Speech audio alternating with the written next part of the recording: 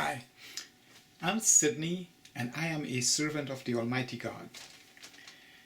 Today in this podcast, continuing the series on recognizing God's omnipotence, I want to contrast a little bit, or actually show some common things actually between AI and II. AI being artificial intelligence and II being intrinsic intelligence. Now, this II is really about, we'll see the merging of science and religion, because our science has advanced to the point where now we have AI, artificial intelligence. Well, what that really is, and again, I've been a software engineer for a long time. I've worked on most of the platforms except quantum. I haven't worked on quantum, but I've worked on just about every other platform, back end, front end, the whole thing. So what has happened in our sciences is that over time, we did not create DNA, right? We did not create DNA. We did not create the elements in the periodic table. So we did not create silicon or lithium or any of those things. They've always already been there. And I talked about in the podcast about us, the revelations that brought this information to us for our benefit. So we have over time created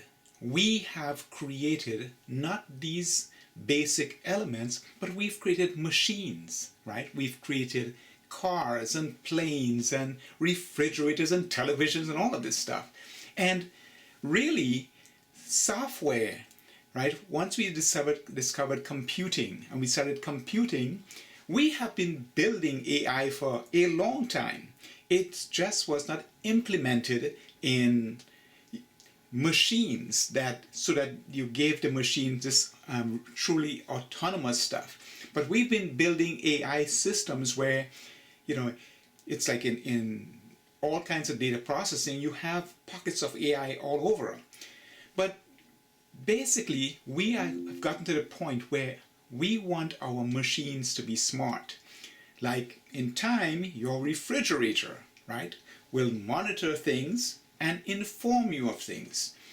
We build cars and planes and all of these things, but we've created these machines, and we have gotten to the point where we've decided, no, it makes sense, it's a logical progression really, that we don't have to constantly tweak and monitor, except for because they're machines, we have the maintenance cycles, right? So even if you have a totally autonomous robot, drone, car, plane, whatever, at some point we have to maintain it. So we create these things and we put the intelligence. And I have taught robotics, so I know you have different types of sensors, like with cars and planes and drones and all these things. We put intelligence into these different components so that they can make decisions. Artificial intelligence, they can make decisions, fairly intelligent based on our programming, and accomplish things without us constantly tweaking them. We don't need a joystick to constantly, we can say, no, go off, here is your mission, you have the intelligence. So we are creators, and we have advanced to the point where we now embed intelligence, right? We don't have to go into all the details of how we do it, but that's basically what we're doing. We've created machines, and we embed intelligence in them. See where this is going naturally?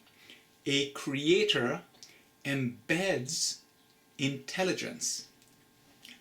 Now, our intelligence, again, we will not embed the same intelligence in a refrigerator, in an automobile, a drone, or some machine in a factory. It makes no sense. So we embed specific intelligence into each machine that we create based on the purpose of machine. See where this is going again? A creator embeds information intelligence specific to that which the Creator has brought to fruition. That machine, that's specific to that machine. And so intrinsic intelligence, now our science is only, I consider our modern sciences from the time of, the 19th century, 1859, 1869, because before that we had a lot of alchemy and magic and all this stuff. Now the secrets have been revealed. So in the last couple hundred years, maybe a little more than that, right? But you're talking in hundreds of years, not millions or even billions. And so you can see that when I talk about intrinsic intelligence, and hopefully you will start speaking about intrinsic intelligence, it's from a creator who for billions of years had time to refine these things, and maybe we would not implement it in a full scale, we wouldn't put this into artificial intelligence into a plane the first time. We start with small things and we work it up, and then we say, okay, and so as we build bigger things, we're like, oh yeah, we've got all the bugs worked out of this. So we see over billions of years, and now we see really sophisticated intrinsic intelligence. Because when you look at a bee and it creates, it manufactures honey based on this intrinsic intelligence. It knows how to make honey from the nectar that it collects. One of the fascinating thing with bees, or one of the many fascinating things, it's honeycomb. Now all our scientists,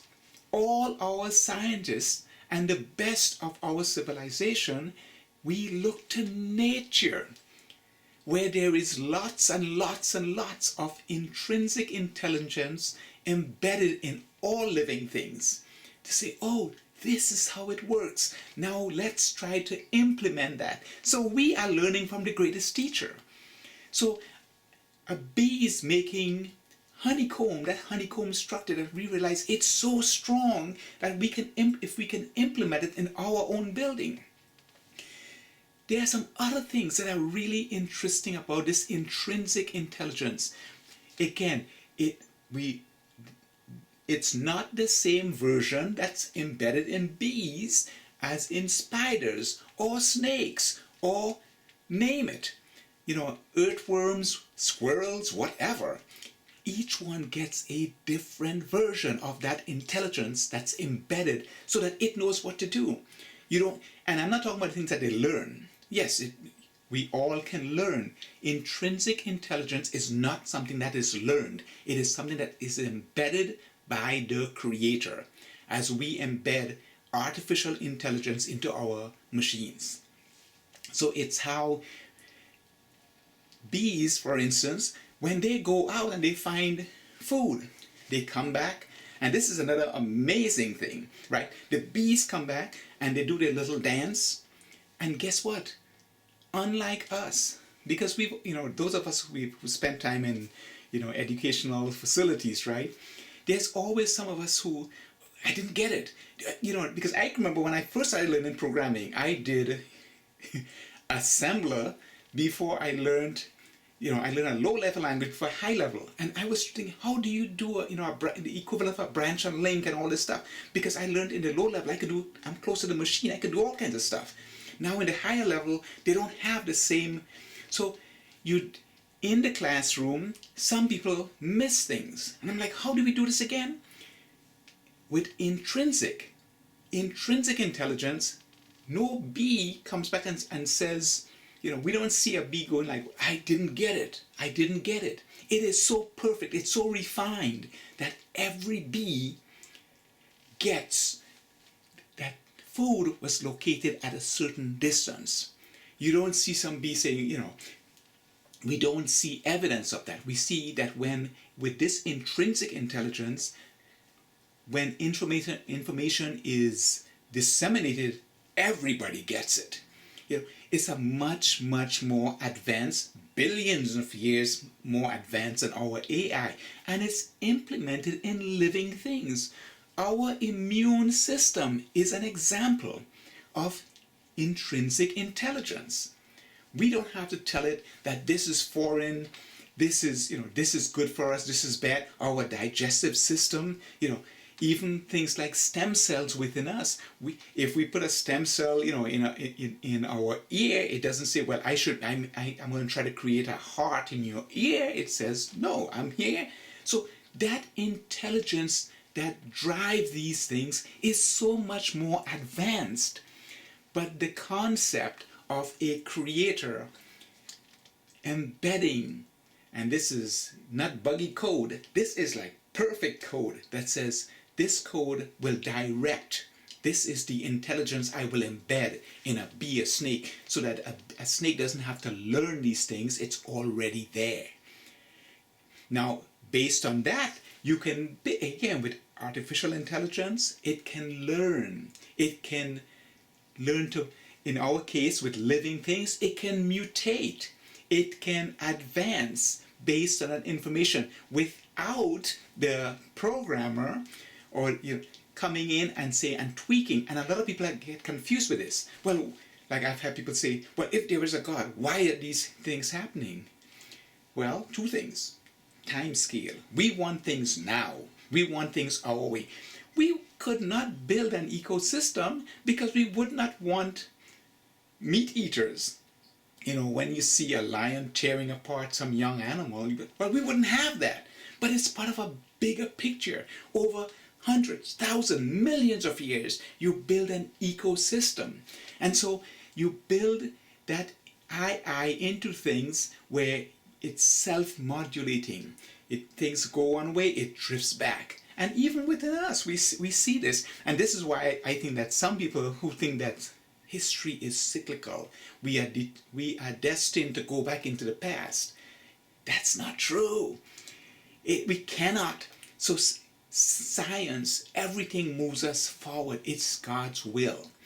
The I built into each one of us. Just as we would not build AI to go backwards, the I that's built into every living thing, along with DNA, there is I in every living thing. It's designed by a creator to move that product, that creation forward. And it does not require the constant manipulation, as some think that, well, God would come in and do this. No, it's designed over maybe thousands of years that we will move in the right direction. This is the real, when we compare, this is the crux of it. When we compare AI to II, we see that perfection in II. We are just starting with AI. But the basic concept of a creator embedding intelligence into its creations for the benefit of that creation.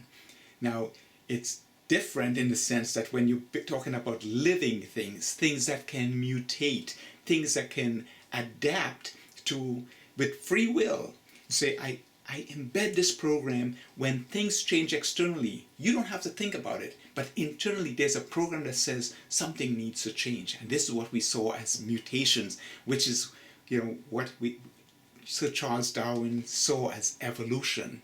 But it's all based on that I, which we saw just recently with the COVID virus. It can mutate. It makes decisions. That logic is does not have to be consciously doing this, like we wouldn't. But our immune system, it's embedded so deep within us that we don't have to think about it. It happens automatically. Yeah. And so this is the thing we have to recognize. AI is basically us creating machines and embedding intelligence, logic into those. Our creator, over billions of years, has embedded his intrinsic intelligence into every living thing. So every tree, every one of his creations have a version of intrinsic intelligence for their benefit.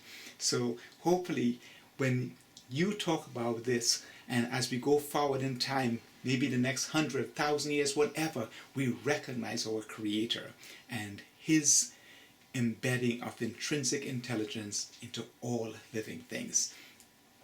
Once again, I want to thank you for taking the time to view this and recognize that it's not a coincidence. As we move forward, in some way in the past you've made a decision that led you down this path, and hopefully you would take something from this and help us move our entire civilization forward based on the truths that are being revealed by science in nature, the intrinsic intelligence that our Creator has embedded into all living things. So again, I want to thank you for taking the time, and until next time, may God bless us all. Thanks again.